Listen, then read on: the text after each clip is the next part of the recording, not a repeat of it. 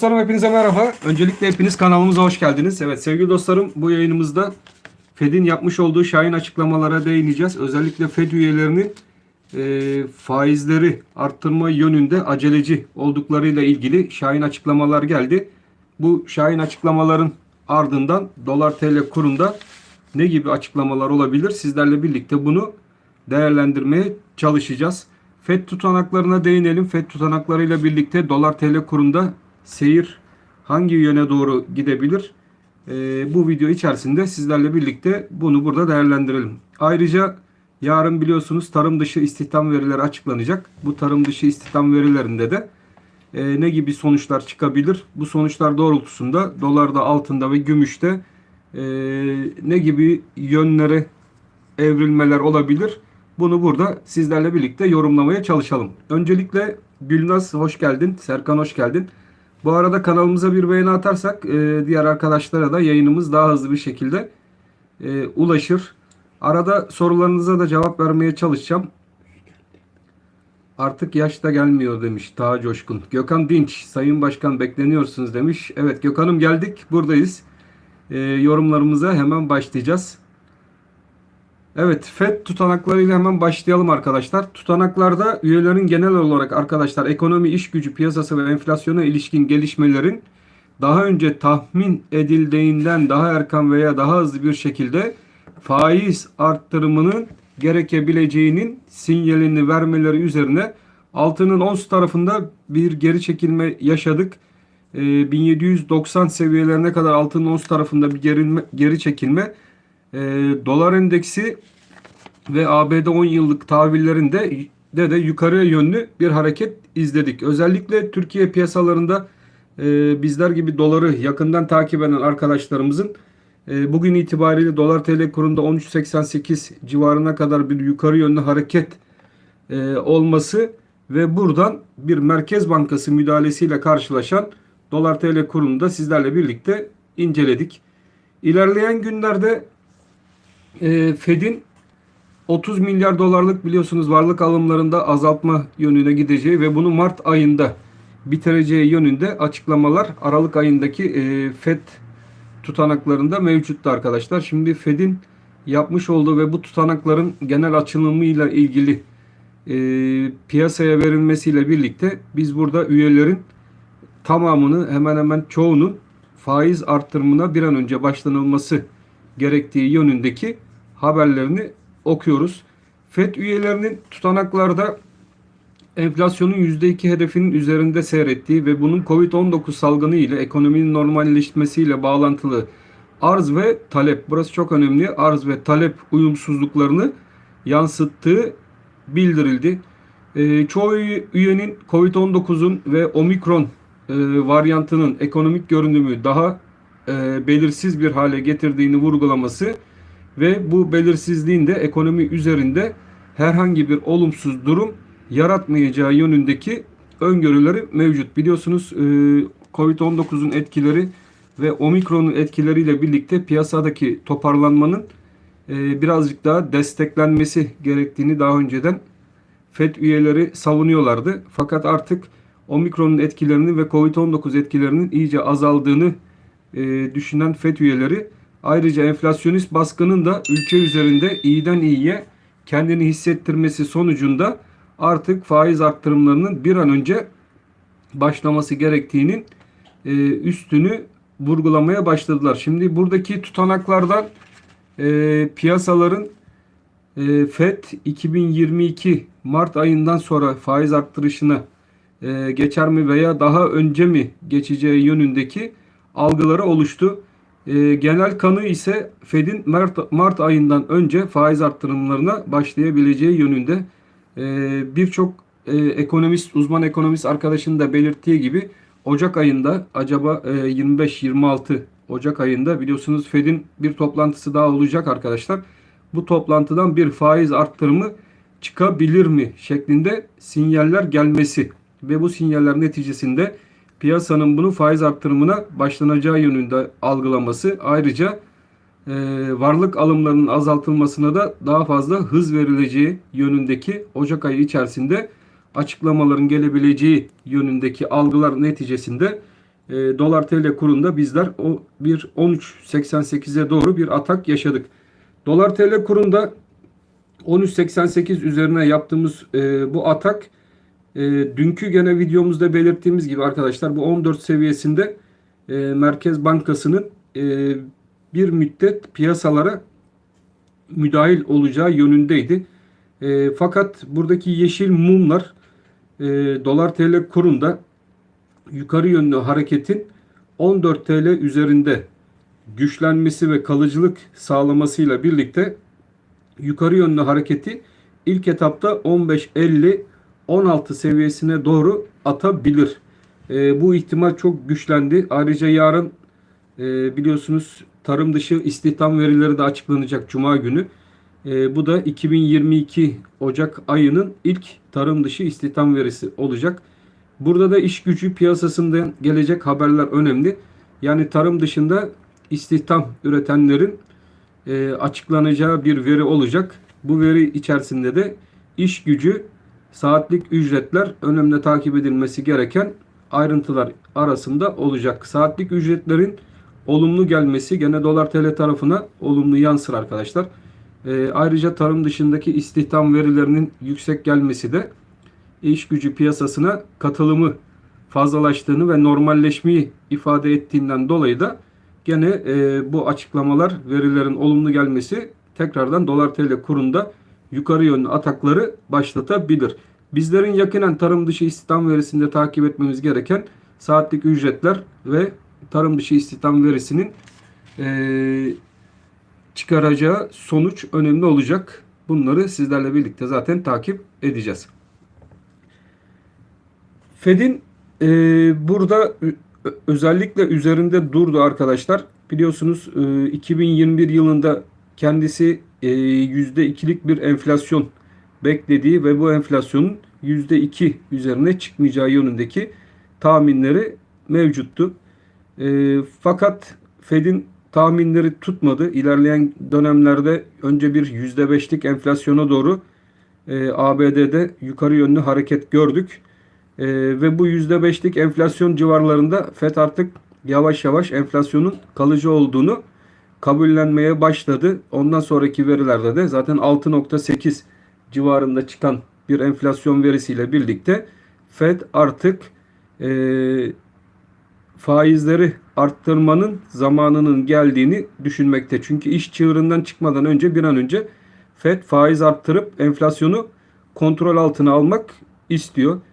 Tabii bizde de TÜİK verileri açıklandı. Biliyorsunuz TÜİK verilerini zaten sizlerle birlikte biz de burada takip ettik. Bizdeki enflasyonda %36,8 civarlarında bir enflasyon oranı. Oldukça yüksek bir enflasyon oranı yıllıkta. Gene en yakın araştırmalarına göre de enflasyonun %78-%80 civarlarında olduğu yönünde. Arkadaşlar oldukça zor bir kış dönemi bizi bekliyor. Özellikle yatırımlarınızı korumak istediğinizi, birikimlerinizi korumak istediğinizin farkındayım. Fakat Dolar TL kurunda bu faiz arttırımlarıyla birlikte dünya genelinde bir Dolar TL kurunda güçlenme olacağı yönünde beklentiler oldukça fazla. Bizim de beklentilerimiz maalesef ki bu yönde. Merkez Bankası olarak atılacak adımlar arasında bizler tekrardan FED tarafında bir faiz arttırım yönündeyken bizler tekrardan faiz indirim inadına devam eder isek Dolar TL kurunda yukarıya yönlü maalesef çok sert hareketler tekrardan görme olasılığımız da oldukça fazladır. Tabi burada verdiğimiz tahminler ve yorumlar kesinlikle bir yatırım tavsiyesi olarak veya bir al-sat tavsiyesi olarak algılanmamalıdır arkadaşlar. Buradaki çünkü anlattığımız olaylar, piyasadaki haberleri yorumluyoruz ve bunların grafik üzerinde, teknik analiz üzerinde bizleri ne gibi seviyelere, ne gibi alanlara götürebileceğiyle ilgili öngörülerimizi paylaşıyoruz. Sizler de bu öngörüleri kendi öngörülerinizle birlikte birleştirin. Piyasadaki diğer analizci uzmanları da dinleyin ve kendinize bir yol çizmeye çalışın. Grafik üzerinde baktığımız zaman burada bir oluşum bizlere bir çanak oluşumu şeklindeki hareketi hatırlatmakta. Ve buradaki kulbun 14.05 altına e, düzeltiyorum 12.05 altına inilmediği sürece dolar TL kurunu yukarı yönlü hareket ettireceğini teknik analiz yöntemiyle burada zaten sizlerle birlikte takip ediyoruz ve görüyoruz arkadaşlar. Hep birlikte izliyoruz. 13.30 seviyesi bizler için önemli bir seviyeydi. Ve bu seviye artık iyiden iyiye 13-13.30 arasında bir sıkışmış dolar TL kuru. 14 TL 12.05 band aralığında da uzunda seyreden bir dolar TL kuru grafik üzerinde izliyoruz. Buradaki benim özellikle dikkat çektiğim, bunu sık sık videolarımda da sizlere anlattığım önemli bölge 12.48-12.50 bölgesi ve bu bölge üzerinde kalındıkça da ilk etapta dolar TL kurunun 15.50-16 band aralığını bir kez daha zorlayacağı yönündeki düşüncelerim sabit. Burada dolar TL kurunda satış gelir mi şeklinde sorularınız var. Arkadaşlar burada dolar TL kuruna bir satış gelme ihtimali var. Çünkü haftalık bazda baktığımızda gene 16 civarları bir haftalık direnç olarak ve günlükte de baktığımız zaman 16 12 16.40 seviyelerinde bir direnç bölgesi olduğu gözükmekte. O yüzden dirençlerde her zaman satışların gelebilme olasılığı da oldukça fazla. Gönül ister ki inşallah dolar TL kurunda yukarı yönlü hareketlerin çok fazla sert bir şekilde seyretmemesi.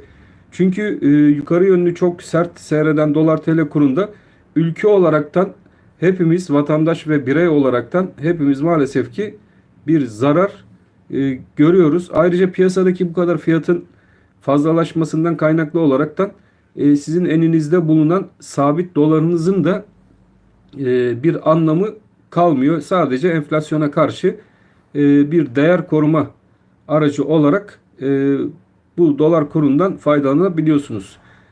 Düşüşler dolar TL kurunda dolar miktarınızı arttırabiliyorsanız aslında düşüşler dolar TL kuru ve dolar takip eden arkadaşlarımız için daha kazançlı bir haline dönebilir. O yüzden kar realizasyonu yaparken sabırlı olmanızda fayda var ve iyi bölgelerden kar realizasyonları yapmanız, çok dip seviyelerde kesinlikle böyle ani düşüşlerde 10 lira 10.50 lira gibi seviyelerde kar realizasyonuna gitmemeniz sizler açısından her zaman iyi olacaktır. Yani yukarılarda tepe bölgelerde kar realizasyonuna gitmeniz her zaman için faydalı. Bunu yaparken de kademeli bir şekilde kar realizasyonu yapacaksınız arkadaşlar. Kademeli, yani %10, %10, %10 şeklinde veya %25. Paranızı 4'e bölün, %25 dilimler halinde. Evet, şimdi biraz da Fed'e dönelim hemen. Geriye dönelim çünkü önemli olacak. Fed artık ABD enflasyonunu kabullenmiş bir durumda.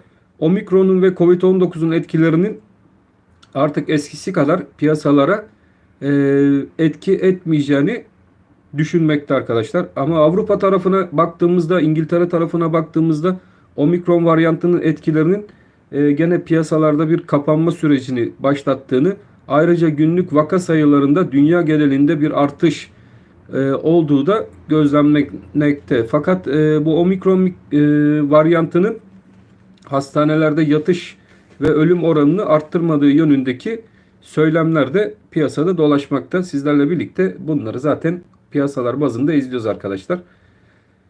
Dolar TL kurunda 13.29 hala bizler için önemli bir seviye. Aşağıda daha orta bazda 12.48 band aralıkları bizler için önemli ve stop bölgesi olarak kullanabileceğimiz band aralığı olarak devam etmekte. Günlük kapanışlar ve haftalık kapanışlar bazında baktığımız zaman 13.29 artık çok kuvvetli takip ettiğimiz bir destek durumuna gelmiş durumda. 14 liralar civarında bir Merkez Bankası defansif hareketine devam ediyor. Bunu da zaten hep birlikte izliyoruz.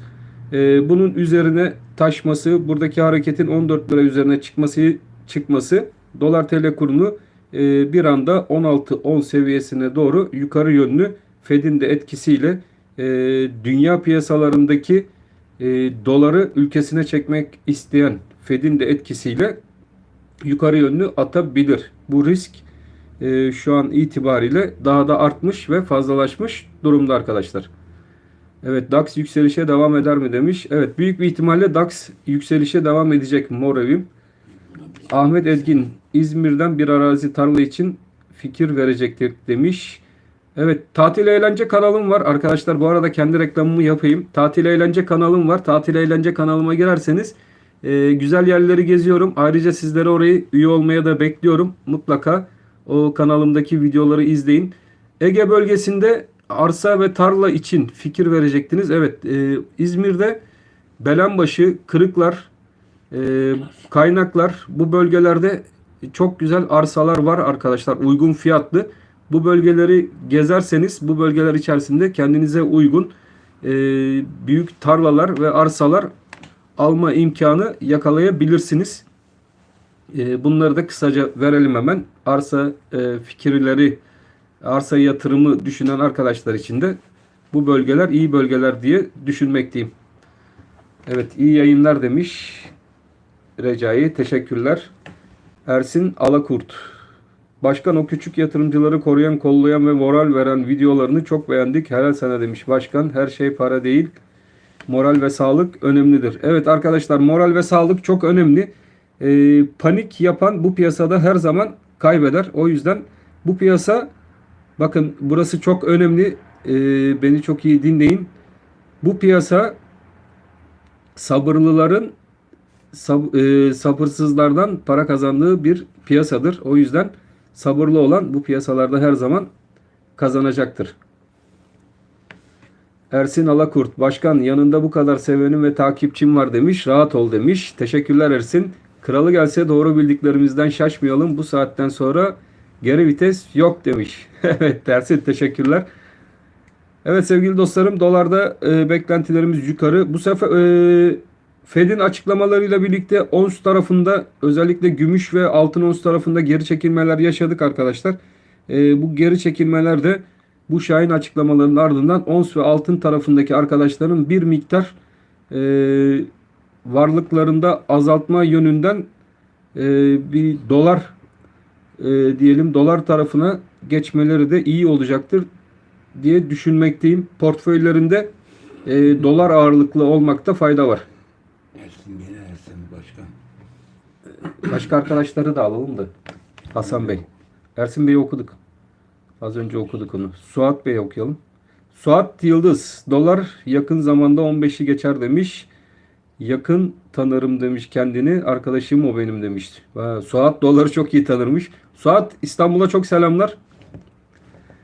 Evet, başka dolarla ilgili sorumuz var mıydı? Fahri Yıldız. Devletler para bastıkça, enflasyon oldukça taşıma suyu ile değirmen dönmez. Merkez Bankası rezervleri eksilere gelmişken ben ne alır ne satarım, bir hedefim var. O hedef olur. Arsa işi tamamdır demiş. Evet arkadaşlar, dediği gibi arkadaşımızın, Fahri arkadaşımızın dediği gibi enflasyon sebeplerinden biri de fazla miktarlarda ülkelerde basılan paradır.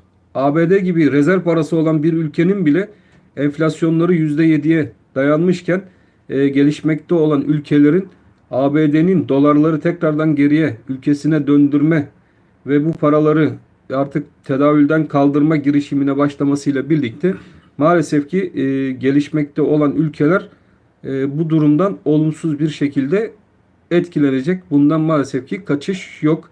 Herkes şöyle bir ekonomilerin bozuk olduğu ortamda parasını garantiye almak için, özellikle büyük yatırımcılar, balinalar paralarını garantiye alabilmek ve bu faiz oranlarından faydalanabilmek için birbirleriyle paralarını ABD'ye gönderebilmek için yarışacakları bir döneme gireceğimizi düşünmekteyim.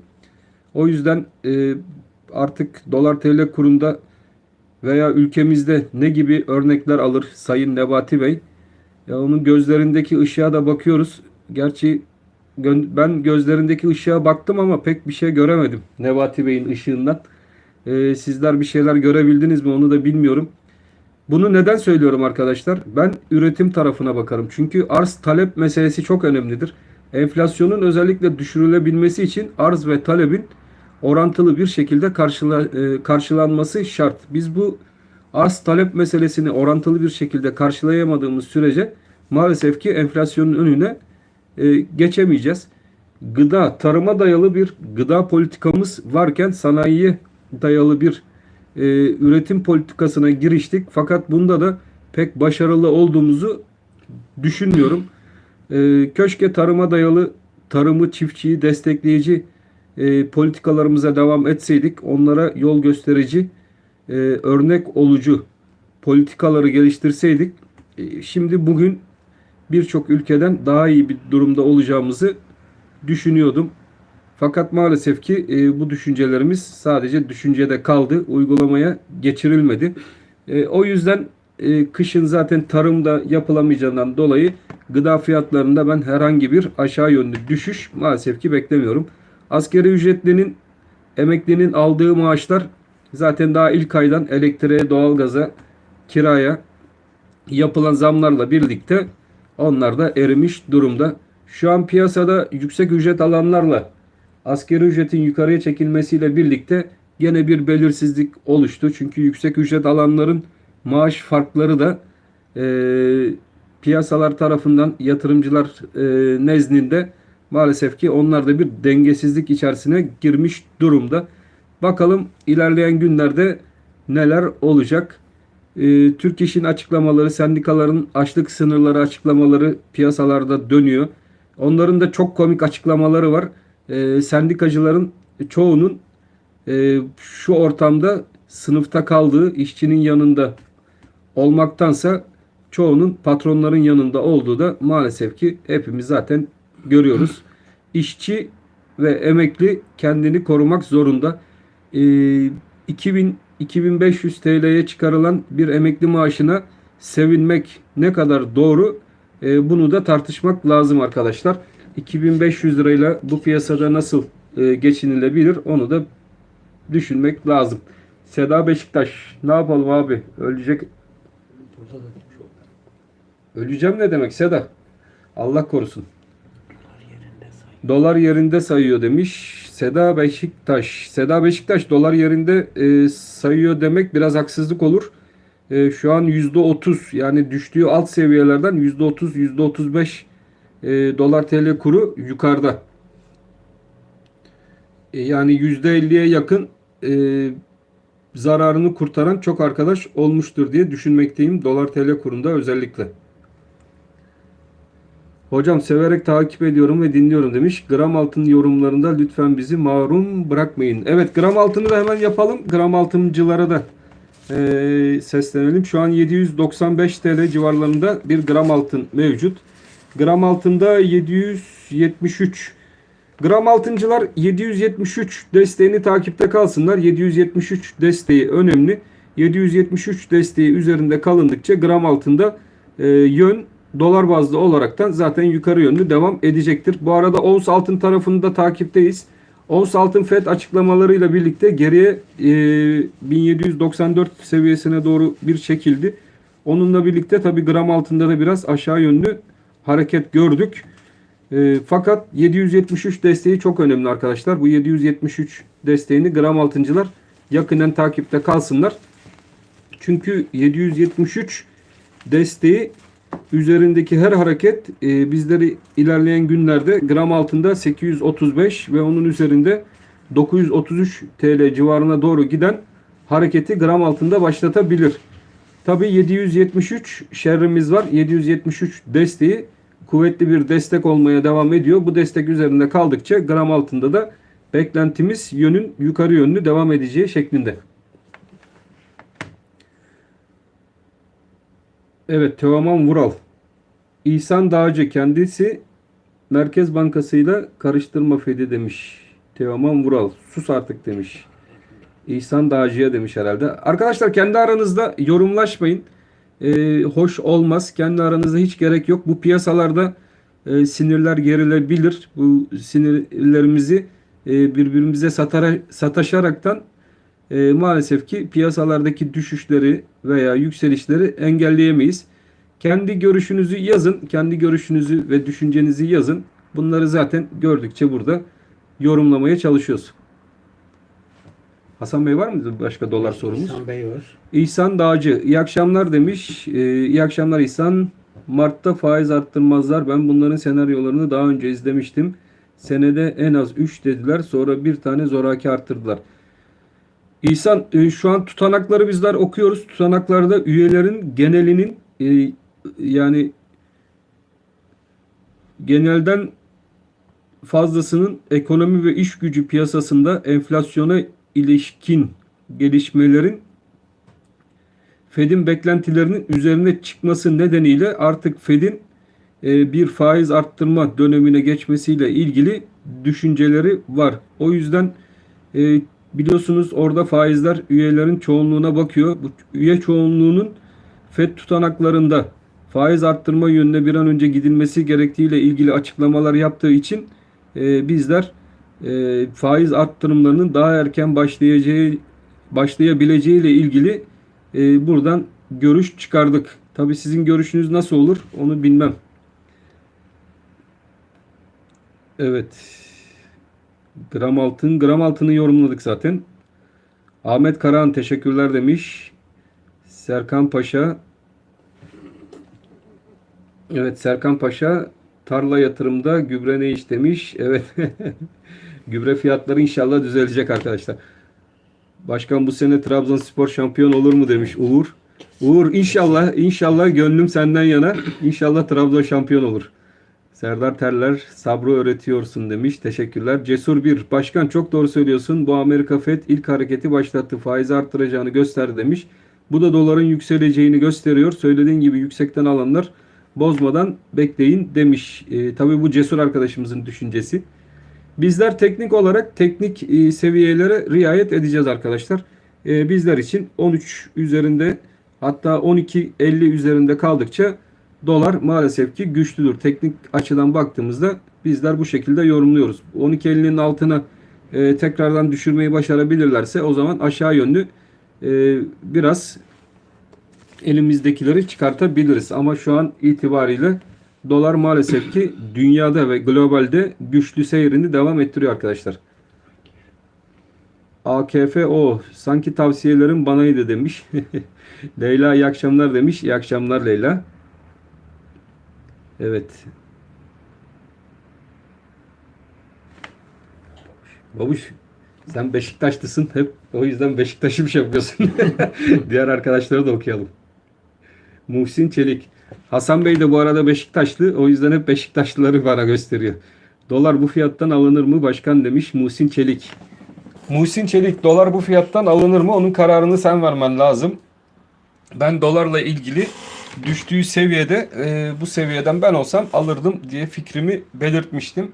Ve belirttiğim fikrin üzerinden de zaten dolar TL kurunda %30 %40'lık bir marş oldu. Evet. Başka sorumuz Ayfer Hanım'a bir cevap verin de toplantıya geç kalıyorsunuz. Ayfer Kaya mı? Ayfer Hanım içeride zaten yabancı yatırımcı ve doları yok demiş. FED bu sebepten bizi fazla etkilemez deniyor sizce. İşte şimdi içerideki yabancı yatırımcı yok. Evet, sıcak para fazla kalmadı demek istiyor herhalde Ayfer. Vallahi bu iş pek de öyle değil Ayfer Hanım. Bizden de dışarıya çok sayıda bu paranın çıkma olasılığı da oldukça fazla diye ben düşünmekteyim. Biliyorsunuz ihracatçıya zorunluluklar getirildi.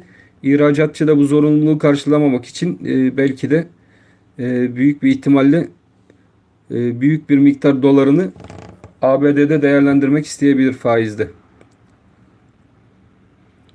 Evet arkadaşlar doları altını sizlerle birlikte inceledik. Fazla da uzatmayalım sohbetimizi. Vaktimiz de bayağı geçti.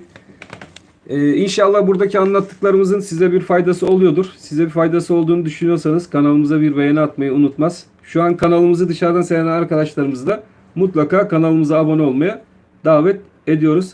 Hepiniz Allah'a emanet olun. Unutmayın bu piyasa her zaman sabırsızların sabırlılara para kaybettiği bir piyasadır diyerekten yayınımızı sonlandırıyoruz. Hepiniz Allah'a emanet olun. Hoşça kalın arkadaşlar.